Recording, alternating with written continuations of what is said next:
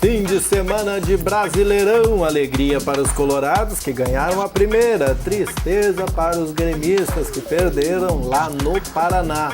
Alegria também na LAF, a LAF venceu o Minas na Liga Nacional e daqui a pouco estará em quadra, aliás, já está em quadra de novo pela Liga Nacional, agora no Complexo Esportivo, agora no Papo de Boleiro.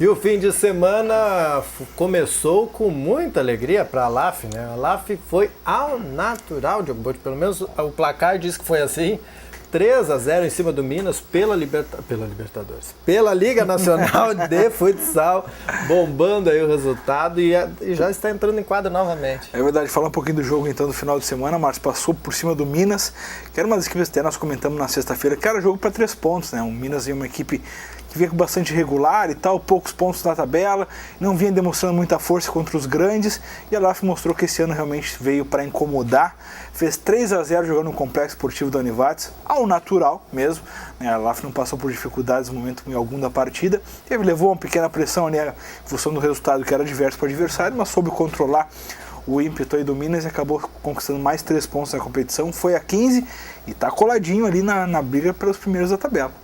E agora, neste momento, está entrando em quadra de novo no Complexo Esportivo. Dá tempo, porque o futsal demora um pouquinho. Né? Futsal demora um pouquinho. 1 minuto no futsal é bastante. Eternidade. É bastante. Mas então dá tempo para você chegar lá ainda. Se não, pode também acompanhar pela televisão. Exatamente. Hoje o jogo 19h15, Complexo Esportivo da Univates contra o Intel Orlândia, o time mineiro, líder da competição, só o líder. Só. Mas assim como nós já derrubamos o Corinthians, que era líder também, por que não derrubar o Orlândia aqui, né? Complexo Esportivo da Univates, então, 19h15. Se você por acaso não tiver como ir ao complexo, liga no 39 lá, canal da NET. Eu sou das antigas, no 39, né? Eu esqueci, o cara falou lá pra mim, eu falei 39, ele, não, pra mim é o 430 e não sei o que, não, pra mim é o 39 ainda. Canal Sport TV, então, 339, 40, o que for lá. Canal Sport TV tá passando o jogo aí, jogo em nível nacional, o time da LAF aí mostrar os seus valores. A gente torce por mais uma vitória hoje. Bem bacana o fato de estar divulgando a cidade aí, mais uma forma de divulgação da região, né? Que as empresas da região que estão aí apoiando a LAF estão sendo divulgadas agora para todo o Brasil. Todo mundo, né? Enfim, Sport TV. É verdade, fica não. O restante. É isso aí, a maior audiência esportiva do país. E você vai acompanhar, quem quiser ir lá no Complexo Esportivo, ingressinho, 20 pila? 20 pila, isso aí. Ingresso na mão, 20 pila. Tinha o casado lá para os 2 jogos, quem não comprou, na hora lá, R$20. Exato. Tem que aproveitar essa história do casado, porque essa é uma boa, né? Pegar 2 baitas, geralmente 2 baitas. E não dá para contar com esse negócio de televisão aí, que a LAF precisa do apoio do torcedor, né? Só que realmente quem não puder ir pode ficar na televisão. Se você que apoia a LAF o tempo inteiro, tem que ir pro ginásio mesmo, que é lá que vale. É isso aí. Contra o líder hoje, gente. Que eu falei primeiro que tinha sido 3-0 ao natural pelo resultado, porque eu sou analista de resultado. Se ganhou, tá bom, o time se perdeu, tá ruim.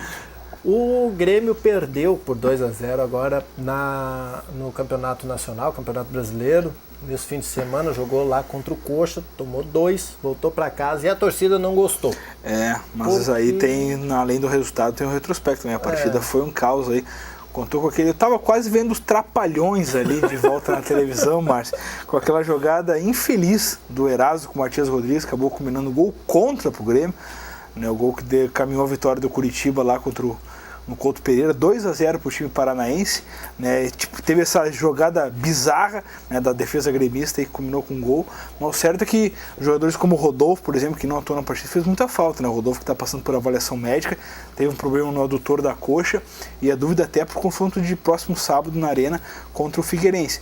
O certo é que o Grêmio vem caindo de produtividade, é alarmante, assim, que o Grêmio, a questão que a fonte produtiva que nós tínhamos ano passado, por exemplo, a defesa é muito sólida, jogadores que conseguem várias virtudes defensivas principalmente, a questão do volante eram bons, hoje a gente não tem mais isso, o Grêmio toma gol em todos os jogos, né? E o problema é que o ataque continua tendo as mesmas deficiências do ano passado, não faz gol. Então, qual é a solução do Grêmio? O Grêmio precisa de reforço, o Grêmio precisa de peças que possam agregar esses valores que estão aí. O Grêmio hoje tem bons jogadores, mas não consegue, o Filipão não consegue mais dar a chamada liga, né? De defesa com meio campo com ataque. O Grêmio falta transição, o Grêmio falta ter de novo o que tinha no início do ano, está faltando agora, que é a questão do time, da ligação, de jogadores que possam se aproximar ao ataque, de uma defesa sólida, com os volantes trazendo a cobertura. O Grêmio tem deficiências em todos os setores. Isso fica evidente no jogo contra o Curitiba, tomou 2-0, podia ter tomado mais, saiu de cabeça baixa, chegou em Porto Alegre sob os gritos da torcida, né? Que foi ao Porto Salgado Filho e não poupou nem o técnico Filipão. O 2-0 não foi o que assustou a torcida, mas esse futebol que esse futebol, porque realmente a gente olha a questão de futuro, como nós estávamos falando aqui em off, o torcedor tá preocupado com o futuro do Grêmio no Campeonato Brasileiro. Hoje o Grêmio, claro, é apenas a segunda rodada, mas o Grêmio já está na zona de rebaixamento, assim como o Inter estava na primeira rodada também. Sim. Então, na verdade, a tabela hoje ela engana bastante, mas o certo é que o rendimento do Grêmio em campo e causa essa preocupação, e a gente não vê, vai voltar tal jogador. Não, o Grêmio não tem ninguém para voltar. Volta o Ramiro, que é um volante. O Ramiro não resolve o problema de ninguém. A questão é que o Grêmio hoje necessita de jogadores que possam fazer diferença, e hoje o grupo não tem. Próximo compromisso do Grêmio pelo Campeonato Brasileiro no fim de semana aqui na Arena, e aí o torcedor pode ir lá dar o seu apoio contra o Figueirense. Aí é uma oportunidade de ganhar, né? Jogo de 3 pontos, exatamente. Jogo às 21 horas, a gente estava olhando a tabela, na Arena, um jogo que o Grêmio é maior que o Figueirense. O Grêmio precisa fazer o seu dever de casa e sair com os 3 pontos para, quem sabe, dar um up na tabela. É isso aí. Do lado colorado, então, um pouco mais de empolgação. Primeiro jogo do Internacional no Campeonato Brasileiro, foi aquele vexame lá no Paraná também. É verdade. Os paranaenses o Paraná tem feito, exatamente, tem feito chinelado em nós lá, gaúcho, né? Chega bem gaúcho, toma. Toma, isso aí. São 2 jogos, 100% de aproveitamento. É isso aí. Bom, mas o Internacional não ficou com pena dos catarinenses e venceu o Avaí por 1-0 aqui no Beira-Rio. Vitória magra, Márcio Muriel trabalhou bastante no Beira-Rio. O Inter atuou praticamente todos os reservas, não tinha titulares nem na suplência, titulares somente na arquibancada, que a gente viu fotos em redes sociais e tudo mais, Valdívia, D'Alessandro, Rodrigo Dourado, estava todo mundo lá no estádio Beira-Rio, mostrando que o grupo é unido, né, até certo ponto aí, porque não precisava, né, tá de folga, tu não pode ficar em casa.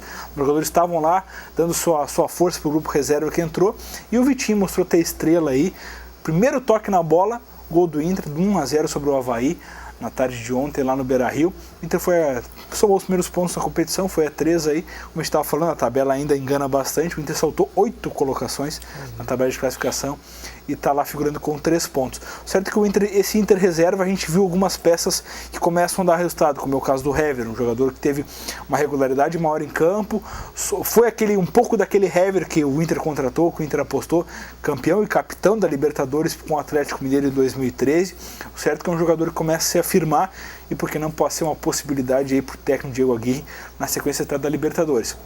Outro nome também que ganhou destaque foi o próprio Vitinho, autor do gol, um jogador que foi contratado para ser uma referência no setor ofensivo ao lado do Nilmar. Começou a dar resposta agora, ficou tempo afastado, nem concentrava mais, e realmente agora inclusive vai ser relacionado para o elenco que viaja para a Colômbia para o jogo contra o Santa Fé lá na quarta-feira. O Vitinho então começa a ser um reforço aí. O jogador parece que caiu a ficha, né? O Internacional precisava dele, tudo mais, houve um investimento em cima desse atleta, então parece que vai embarcar junto. E a gente aguarda pelo Anderson ainda, é um jogador que tem mostrado uma regularidade, mas não é aquelas atuações que despertam o interesse do treinador, principalmente, né? O Diego Aguirre ainda não conta com o Anderson, né? O certo é que o jogador ele precisa mostrar bastante, e essas partidas no Brasileirão, porque já ficou evidente que o Inter não vai abrir mão da Libertadores para priorizar o Brasileirão, até porque a Libertadores está em fase decisiva e o Campeonato Brasileiro, claro, cada jogo é um jogo e no final pode fazer falta, é óbvio, todos os jogos vêm ter o mesmo peso, mas o certo é que o Inter vai sim priorizar a competição sul-americana, qual é o seu grande objetivo do ano, e não vai abrir mão, vai mandar sim jogadores, atletas, reservas, pelo menos nas primeiras 5, 8 rodadas do Brasileirão. O próximo compromisso do Internacional no próximo fim de semana com o Vasco lá. O Vasco ainda não marcou, também não sofreu, tá? O cara aquele das 2 partidas, 0-0, 0-0, tá se achando que não vai ter gol, do Vasco não. Mas é um jogo complicado, nós falamos antes que o ganhar do Vasco lá no Rio na verdade a história não ajuda muito, né, Márcio? A gente acompanhou o Inter nos últimos anos, o Vasco tem sempre complicado. Me lembro até de um jogo que culminou com a demissão a do Jorge Fossati até. O Inter estava ganhando por 2-0 do Vasco no São Januário, no primeiro tempo primoroso, o time gaúcho, acabou tomando a virada no segundo tempo, e aí foi até culminou com a demissão do Fossati, contratação do Celso Roth, conquista da Libertadores 2010. Então, Eu acho que não vai acontecer agora isso aí, mas pelo trabalho do Diego Aguirre, mas o Vasco realmente costuma complicar a vida do Inter lá, mas principalmente, na verdade, pelo elenco que o Inter está apostando nesse início brasileirão, essa questão do time reserva, vai ser assim um jogo complicado de o Inter trazer os 3 pontos de lá. E o time reserva vai estar jogando porque no meio da semana o Internacional tem compromisso pela Libertadores com Santa Fé. Primeiro jogo daí das quartas de final, jogo lá em Bogotá, no El Campín, estádio lá complicado de se jogar, o Inter vai ter uma fumaceira lá se quiser vencer. Tem a questão da altitude também de 2,6 mil metros, né? São uma série de fatores aí que complicam, colocam o Santa Fé até como favorito nessa primeira rodada, nesse primeiro jogo, mas pelo que o Inter vem jogando a regularidade, que tem mostrado, principalmente nas Libertadores, a questão, os 2 confrontos com o Atlético Mineiro foram jogos espetaculares, com objetivo, um time atirado para frente, bom de marcação. Eu acho que o Inter vai fazer tem condições sim de fazer uma grande partida lá e por que não encaminhar sua vaga até para decidir aqui no Beira-Rio na outra quarta-feira, às 19h30 no Beira-Rio. Lembrando, torcedor, que o jogo agora é às 22 horas, jogo da televisão. Pois bem, Internacional, essa decisão então trouxe para cá, vai ser aqui em Porto Alegre. Importante. Lembrando que a decisão em Porto Alegre em virtude da campanha do Inter na primeira fase da Libertadores, que teve melhor campanha com o Santa Fé. Foi o terceiro colocado no Terceiro geral. colocado. Hoje, somente à frente do Inter em questão de campanha, o Tigres, que é do mesmo lado da chave ali, porque o Boca Juniors já caiu, né? E a punição, curtiste a punição? Eu curti, claro que curti. Tem um monte de gente defendendo que não deveria ser punido. Como é que não deve ser punido? Tu é responsável pela tua casa, não é? Justo. Então tu é responsável por aquilo que aconteceu. Tem jogador do River Plate com problema no cérebro. Parece que era um gás tóxico com ácido dentro. Você não pode ficar impune. Como é que vai deixar um time desse? A punição ainda é branda. 4 jogos somente com punição internacional para Bomboneiro. Isso é pouco pelo que foi feito ali dentro. Drone voando no estádio. Que baderna foi aquela? Eu acho que a punição vem a calhar.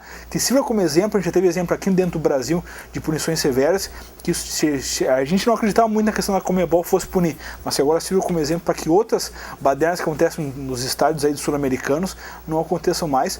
Boca fora da Libertadores. River Plate enfrenta o Cruzeiro nas quartas. É extraoficial, mas comenta que a FIFA não teria gostado muito, a punição teria sido muito branda, como tu falaste, e pode a região, América, sofrer punição em função disso. Na verdade, eu acho que cabe uma punição à própria Conmebol, né? Se a FIFA for intervir, eu acho que a FIFA não vai intervir na competição, pode sim intervir na decisão feita pela Conmebol, porque a FIFA é, vamos dizer assim, superior. É o superior, exatamente. Então a gente aguarda uma colocação, claro, como você falaste, extraoficial, mas certamente, pelo que foi feito e pela repercussão que teve isso internacionalmente, a FIFA não vai deixar assim não, a gente espera que não mesmo. Sabe que teve um certo debochezinho, que quando se jogou então esse spray de pimenta, esse ácido, essa coisa aí nos jogadores, tiraram o time do campeonato, né? E quando se matou um outro menino lá na Bolívia, né? Não aconteceu nada. É verdade, né? Que a FIFA reveja as fitas, né? Também, né? Tem muito... Como é que é, mano? Não deu, né? Que isso. Bom, era isso por hoje. Nós vamos amanhã, quem sabe, estar comemorando uma vitória da LAF. Tá lá no Complexo Esportivo, neste momento, disputando mais uma partida pela Liga Nacional contra o Orlândia. Isso mesmo. Esperamos, contamos com a vitória e, quem sabe, derrubar mais um dos favoritos da competição. Nós voltamos amanhã, depois do Redação Informativa. Até mais. Um abraço.